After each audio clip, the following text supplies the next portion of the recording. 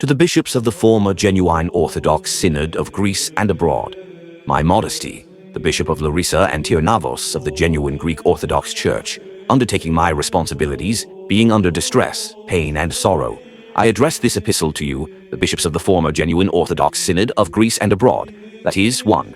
Bishop of Mesogeia Kirykos, 2. Bishop of Rankia Gerontios, 3.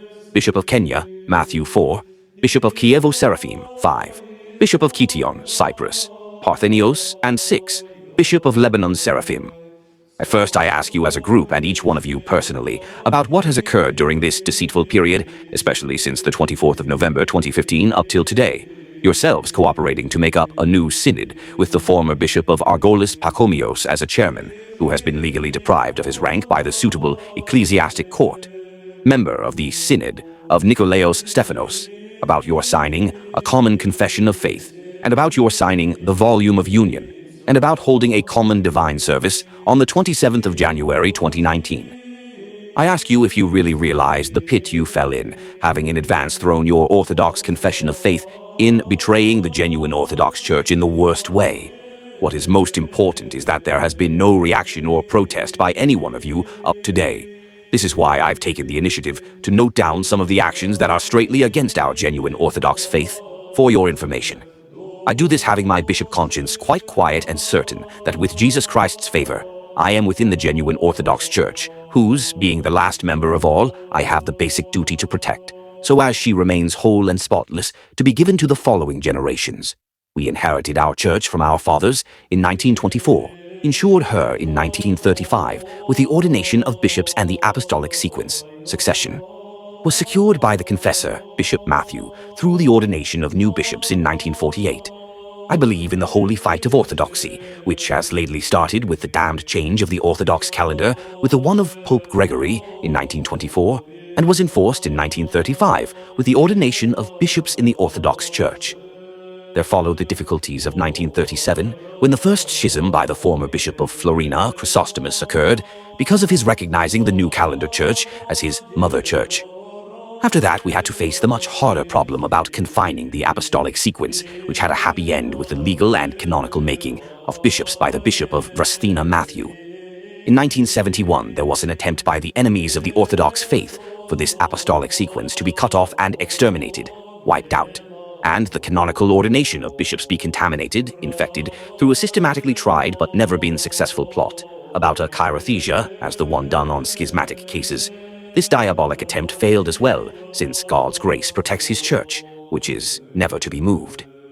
All this conspiracy, which was planned after 1948 and became clear ever since 1971, is being continued unsuccessfully up to today, and was successfully and in time faced, so the genuine Orthodox Church found her normal rhythm. The persons who helped mostly with this successful development were Bishop Kirykos and his remarkable cooperator, Eleftherios Goitsidis, and others. In 2006, Bishop Kirykos, only 10 genuine Orthodox bishops remained in Greece at that time because of the new schisms and contemporary heresies against the genuine apostolic succession, invited a metropolitan synod in which all the facts were written down. Anti-Orthodox and anti-ecclesiastic movements were faced, and all fake problems against apostolic sequence since 1971 to 2006 were solved. In the above Metropolitan Synod, which had the position of an ecumenical one, clear confession of faith was declared. All themes of Orthodox confession of faith were resigned, and what was said against the making of bishops of 1948 was condemned. With the confession of faith of 2006, the churches of Romania, Russia, etc., were united to the genuine Orthodox Church, and a great Synod of Greece and abroad was made up, as well as the Synodic Court. My modesty believes and declares that the confession of faith of 2006 is in agreement with the whole orthodoxy, and what was declared is orthodox, and what was condemned is really condemned, and those who were condemned by the Synodic Court are really condemned. Certainly, whoever becomes aware of orthodoxy and accepts it is obliged to respect and live according to, since 1924, Orthodox confession and ecclesiology, as well as the apostolic sequence since 1935, and mainly since 1948, both of which characterize the genuine Orthodox Church.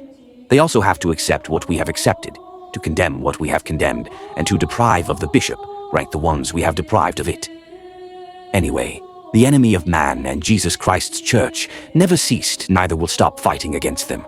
Therefore, in 2015, the Bishop of Mesogeia, Kirykos, called for a synod with the only task and theme that we should recognize whoever comes back to church from the schism of Nicholaus Stephanos, with the ecclesiastic rank they had when away from church, without their legally put penalties being removed and without their signing the Orthodox Confession, which was redeclared in 2006, as we many times asked for and still do, because if one comes to church in the right way, that is though the door, love and peace will dominate in church. But if one comes in a different way, fights and schisms are caused, which really happened the last decade. Bishop Kirykos, insisting that Nicolaites should be accepted with the ecclesiastic rank they had when out of church, made clear the evil plot that was being developed against genuine orthodoxy. This is why I insisted on that synod of 2015 being called off, cancelled, as well as all the decisions taken in it with the illegal theological dialogues with Pachomios, Eustathios, etc. But I was not heard. The sad proceedings of that synod were commented on by specialists who heatedly protested, but they were given no answer. What followed after the decisions of the synod of 2015 was, away from any expectation and away from the canonical procedure and the strong protest of orthodox voices, there was decided a common divine service of our genuine Orthodox Synod of Greece and abroad, and the schismatic and legally deprived of his rank, Bishop Pachomios and Eustathios, schismatic and made a bishop by schismatics, and deprived of their rank. The service was decided for the 27th of January 2019. The 26th of January 2019, the members of a newfangled synod, consisting of the members of the former genuine Orthodox Synod of Greece and abroad, with the Bishop of Mesogeia, Kirykos ahead, Vrantia Gerontios, Kenya Matthew, Kievos Seraphim, Kition Parthenios, and Lebanon Seraphim, as well as the members of the Synod of Nicolaites, the Bishop of Argolis Pachomios and the Bishop of Patra Eustathios, signed a common confession of faith, and on the 27th of January 2019, the so-called Volume of Union. What is the meaning of common confession of faith and volume of union? First, common confession of faith means that the synod of the heretics, Nicholaos Stephanos, is orthodox. In the same way, the one of Kirykos is also orthodox, and consequently those two synods, as having the same faith, were united. They also signed a common confession of faith to show their common faith of orthodox and heretics, so that to persuade them to be united too. So two synods, consequently, and two churches, the branch theory in full development, the united members of that newfangled synod with Pachomios as a chairman on the 26th of January 2019 signed the common confession of faith, and on the 27th of January 2019 they had common divine service, common prayers, and received Holy Communion, orthodox with heretics and schismatics, betraying the genuine Orthodox Synod of Church. They simply recognized each other as orthodox and as bishops according to A. the pre-decisions of the Synod of 2015, B. the decisions taken during the fake theological dialogues in the rooms of hotels and in Cyprus. We consider the dialogue with the heretic Nicolaites as illegal, which, for unknown reasons, was transmitted to Cyprus. We protested both personally and by mail that there was no reason for a dialogue, since we were members of the Church of God and had the whole truth. The only thing we have to do is to display orthodoxy everywhere, to make it known to everybody. Dialogues are made when there is no truth, and an effort is made for the truth to be found, as things happen with the political parties.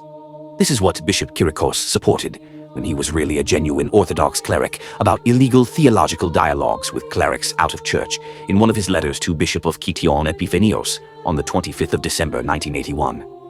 If you published an plea, in which the Orthodox ecclesiology confession came on top, and on base of it, everybody being part of a schism were invited to a dialogue, in order that, on base of this ecclesiology confession, the reasons for these schisms be extinguished and God send union come, nobody would accuse you. On the contrary, with your present appeal, you doubt everything, you doubt the truth, and you invite the ones in schisms and out of church to have a dialogue in order to find the truth.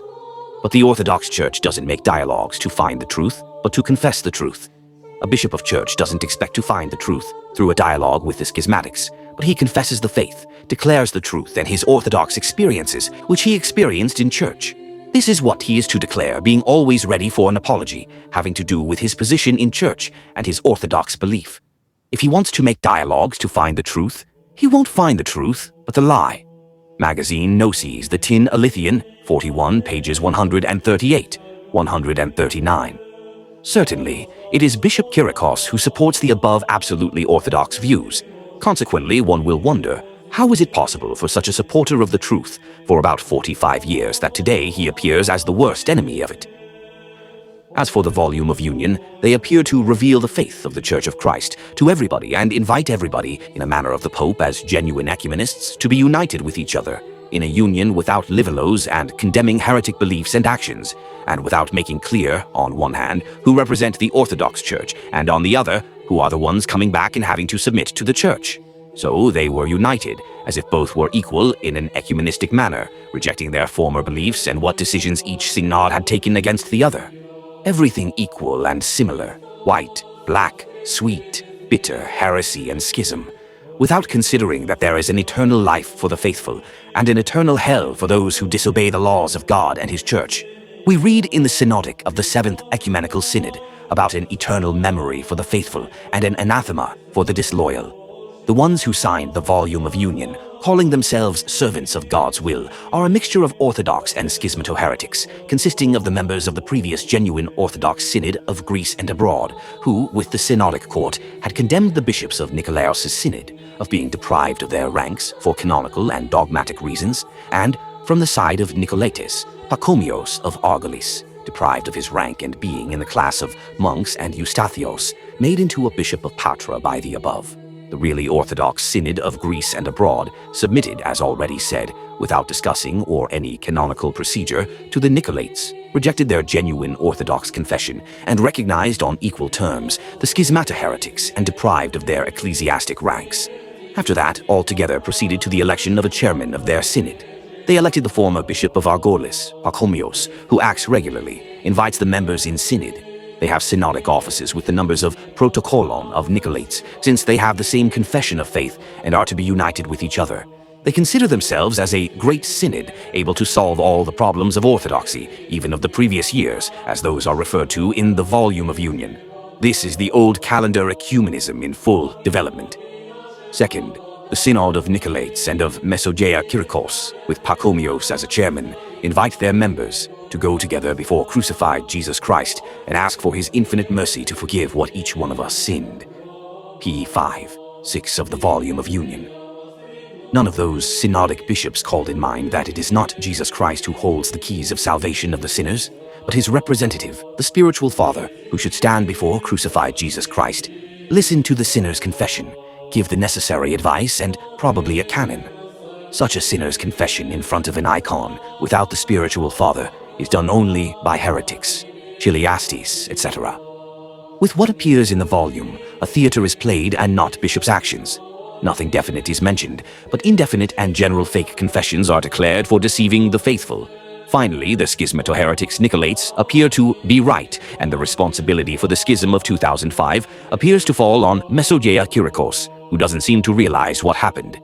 Third, at last, through this volume of union, the former bishop of Argolis, Pachomios, is justified, since the never up till now admitted Eustathios is signed as really made, as the action made in order to realize the Russian decision, page 13, of which he has made a propaganda ever since 1974. The blasphemous circular letter 3280 of 2007 is the only context from which this blasphemous cleric and real enemy of church, old Pachomios, has not removed his signature. And no word about the also blasphemous court decision concerning Nicholaos. Nothing is either mentioned about Pachomios' confessing letter, which, written in 1974, was published in 2003. Neither about what he wrote to Kirykos in 2004 concerning the so-called Cherothesia. This is what he exactly wrote. What followed is that both I and you were ordinated by the ones who had already accepted Cherothesia. OP page 193 volume, 2006. And while he drew nothing, he was accepted as canonical and orthodox.